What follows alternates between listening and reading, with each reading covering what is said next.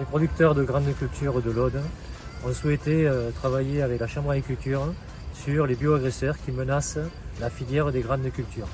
Alors début 2022, nous avons constitué un groupe avec nos partenaires habituels dans lequel on retrouve bien entendu les producteurs de grandes cultures, les collègues de techniciens de la Chambre d'agriculture. Ensuite nous avons les instituts techniques qui sont présents, l'administration avec la FEDON, la FREDON, la DRAF, ainsi que les sociétés phytosanitaires qui ont des projets concernant ces bioagresseurs. Alors le groupe de travail a choisi de prioriser des bioagresseurs qui ont des soucis concernant la santé des consommateurs.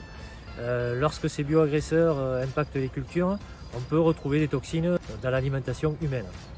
Alors l'objectif de ce groupe de travail est de fournir donc des solutions aux producteurs, si elles existent, et de voir comment on peut les mettre en place sur les exploitations de l'Aude.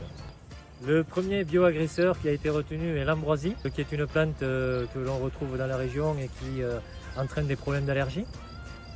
Le deuxième problème qui a été retenu, c'est donc le raisin. Le raisin qui est l'hôte d'un ergot qui est en fait quelque chose qui est toxique au niveau de la céréale via sa commercialisation. Le troisième bioagresseur est la fusariose des blés. La fusariose des blés est une maladie que l'on retrouve sur essentiellement les céréales et qui entraîne des toxines problématiques au niveau de l'alimentation humaine. Le quatrième bioagresseur, c'est le datura. Le datura lui aussi est une plante adventice des cultures d'été et qui entraîne aussi des problèmes de toxicité dans l'alimentation. Et pour cette plante, il existe des normes de commercialisation au niveau des producteurs. L'objectif du groupe de travail est de communiquer sur toutes ces problématiques via les agriculteurs, via les consommateurs. 4 séries de vidéos sur chaque bioagresseur, en collaboration avec les agriculteurs du département et les techniciens de la Chambre d'agriculture de l'Aude.